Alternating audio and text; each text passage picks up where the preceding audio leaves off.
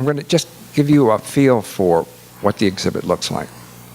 I actually have this on a website, and I'll give you the website address in a moment. And if you'd like to, you can spend more time. It's about 95% of the exhibit. So you enter the exhibit, and you do it by breaking silences, and you break the silence in an installation onto which is projected this excerpt from an oral history.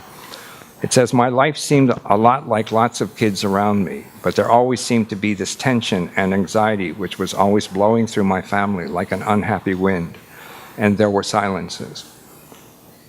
And so you pass through that, and presumably through your act of entering the exhibit, you begin to break some of that silence. And I must tell you, there have been people who have come to this exhibit who have moved towards it and moved away from it, moved towards it and moved away from it. People don't always readily enter, and particularly older Koreans, for various fears, perhaps, of what they might encounter. One of the main sections is war memories, and one of those war memories has to do with internal flight, internal refugees, for which there were millions. This is an iconic image of Koreans fleeing across a very famous river called the Taedong River outside of Pyongyang in the northern part of Korea. This is just before the U.S. bombing campaign began in a massive way in the northern part of the peninsula. There's an audio installation associated with that image, and I'll just play you 30 seconds of one of the comments that's on that. Well, American came to our town. They say they're going to have a war in Syria. So my brother-in-law said, we got to move out. It was December 5th, 1950. I was 16 years old. My sister had 3 children. They put one on my back. Our town is ghost town. We have to cross Taedonggang, famous river. Canoe was too many people. It was so full. Water started coming in. They started pushing us, breaking the ice. People screaming, hollering, fires all over. You know, it was just war. I often look at that picture and I wonder if Helen, who is the woman who is speaking, might actually have been in that parade of people who crossed, because she crossed literally at the time that this photograph was taken. Here's another installation from the war memory section. It has to do with hunger. It's called purechige. Purechige is actually a very popular Korean stew, and you'll see a little bit of it in a minute. The artist was struck by the numbers of times she heard people talking about getting food by going to U.S. GI bases at the end of the day. They would go to the back of the mess hall, and there would be huge garbage pails, and the GIs would dish out some of the garbage from the garbage pail, and they would buy it for a nickel or a dime. And they would take that bucket of garbage home, and they would boil it, take out the napkins and the toothpicks and so forth, and they would either eat it or they would sell it in order to get some money. The mural, done with a hot iron, is a mural of 3 starving children. You can't see it. It's also another iconic image from the Korean War. On the Korean table is a symbolic ration can. Inside the ration can is a mini video. And on the mini video is the following. 대추도 있고 뭐 종이도 있고 고기도 있고 여러 가지 있는데 toothpicks, napkins, you know, there's all kind prunes and meat, everything in there. This is good food. 맛있다고 그랬어요. So I often tell my students who love Korean food, when you eat purechige, you are making a corporeal connection to a history that you know nothing about. Purechige literally means military stew. At the time of the war, it was actually called gukuri, which basically means pig food. But it's been transformed into part of Korean, very popular Korean cuisine. And very few people know what its origins are. In spite of the carnage, I was also struck, particularly by women that I interviewed, about the numbers of times that I heard people talk about how, in spite of everything that was happening, they had opportunities to do things that they might not have had there been no war. Because along with the infrastructure of the peninsula went the superstructure of the culture. So the patriarchal system was utterly destroyed by the war. So in some senses, women had greater freedom, in this sort of strange sense of greater freedom, than they might have been had there been no war.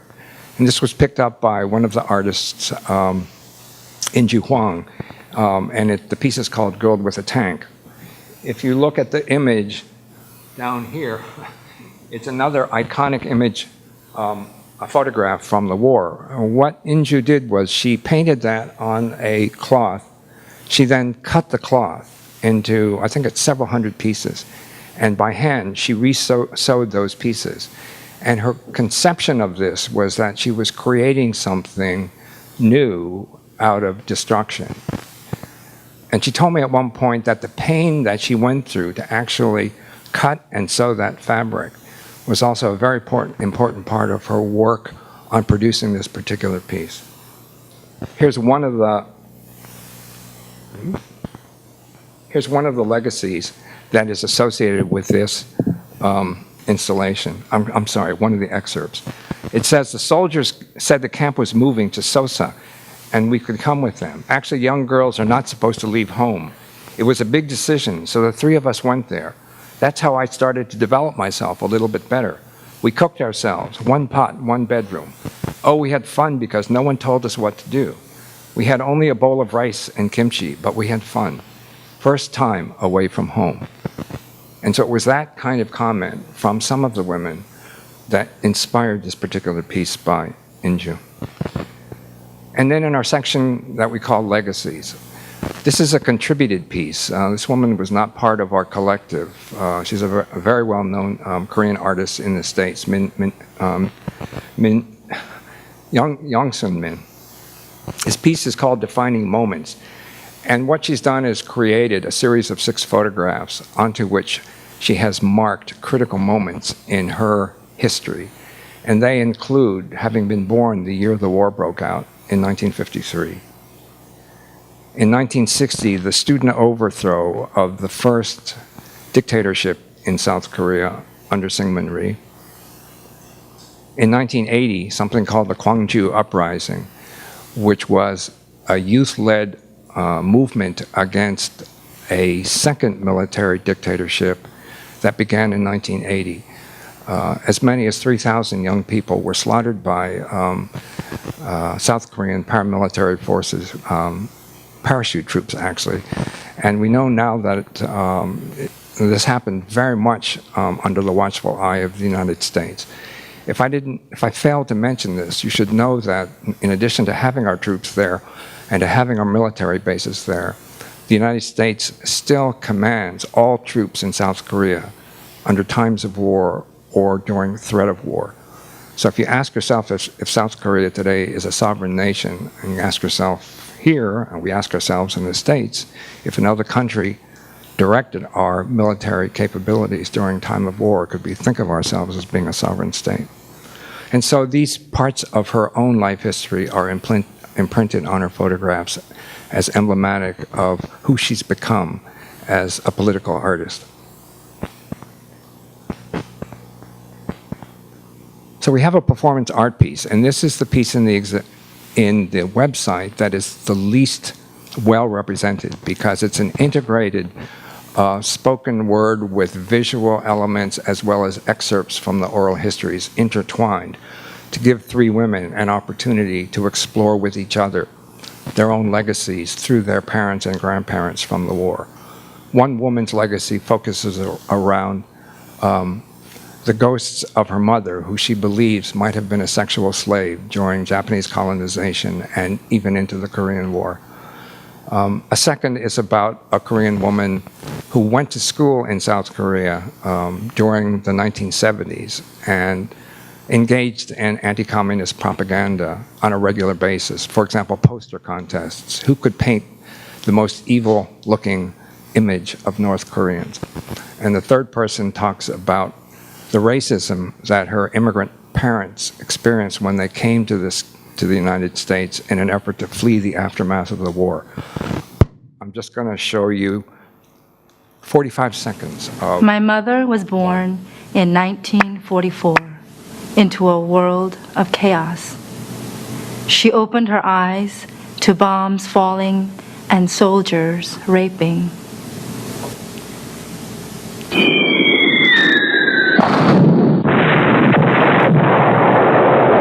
시에서 전쟁을 하는 바람에 3일 동안 피난을 나갔습니다.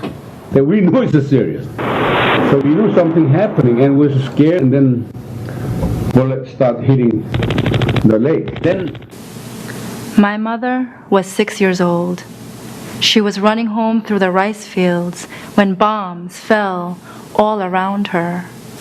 When she first told me, I felt chills down my spine. I'm going to do this very quickly. So we and then have a section on legacies. One of the pieces in this section is an interactive art piece. It's basically a puzzle. And it's in response, I'm sorry, to this excerpt from one of the oral histories. Until I heard these stories, my own life was sort of like a puzzle with entire sections missing. So the artist created a puzzle. It's centered by a three-generation family. And visitors are invited to add a piece to the puzzle. There are probably now 1,000 pieces to this puzzle. And I'll show you one of them.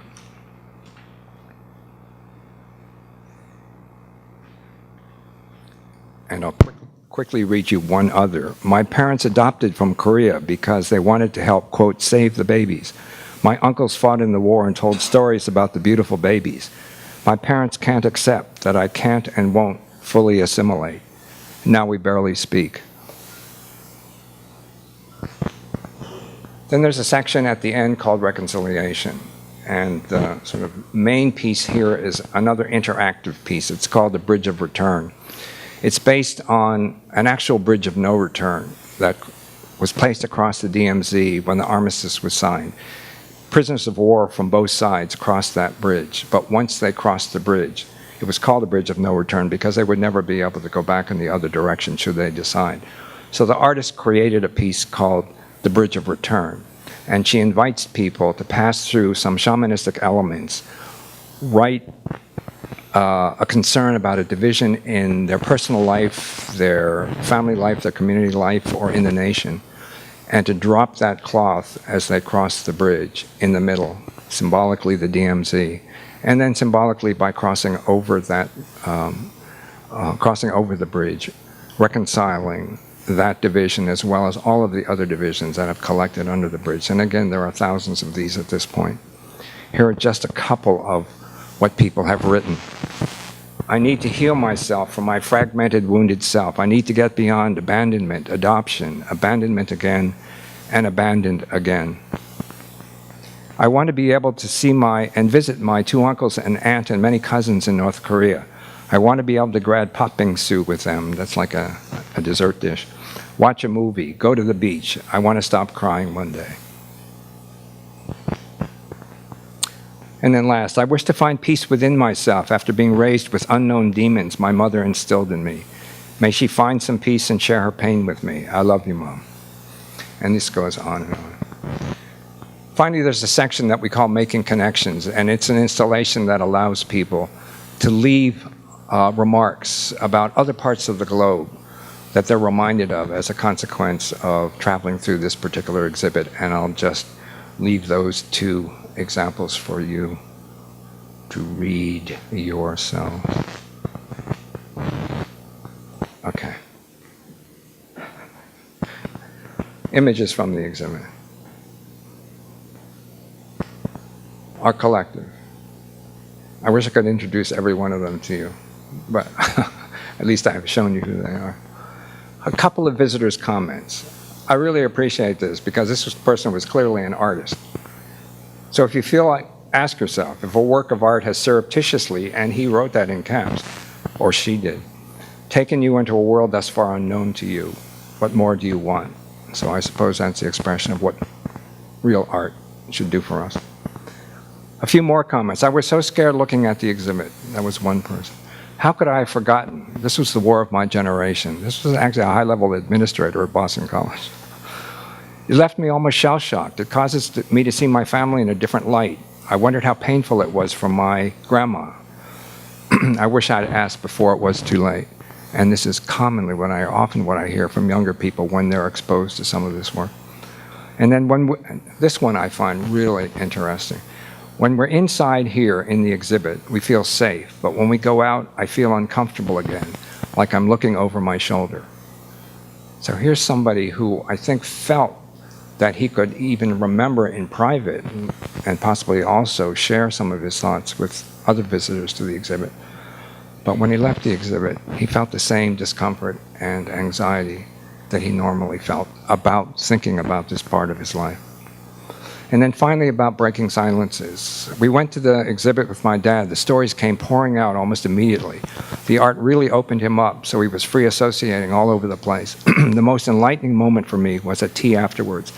My dad told us how they fled to his mother's hometown, the long walk with baby cousin Jaehyun, balanced on top of a wheelbarrow full of their belongings, no kimchi, no rice in the mountains. All they had was potatoes, potatoes, potatoes, and fish. To this day, my dad hates potatoes, and on and on. Finally, this happened in Hawaii. This was from one of the main leaders of the Korean community in Hawaii. They accused us of being communists, and they first accused us of producing this exhibit on behalf of North Korea. The short story is they were quite effective in convincing the majority of the people in the Korean community on Oahu in Hawaii not to attend the exhibit. So some of what I spoke about earlier about what we need to wrestle with in our community has been expressed in relation to some of this work. This is the website address for the full exhibit. This is what the homepage looks like on the website. It has a lot of material. It's got historical material, resources. It introduces you to the oral history participants, the artists, and so forth, and then very easily allows you to enter into all of the sections of the exhibit. And this is the war memory section. There are 8 pieces in there. I wanted you to see some of the people who I both interviewed and whose stories are incorporated into the exhibit. There are 6 others, but I couldn't get them all into one slide. So here are some of the people whose stories are embedded in the artwork. So that then brings us to the third part of my trilogy, which is a film. And I hope that some of you, or if not all of you, can actually stay and take a look at this with me. It's only 37 minutes, and I think it does bring together many of the sort of bits and pieces that I've tried to share with you at this point. So thank you very much.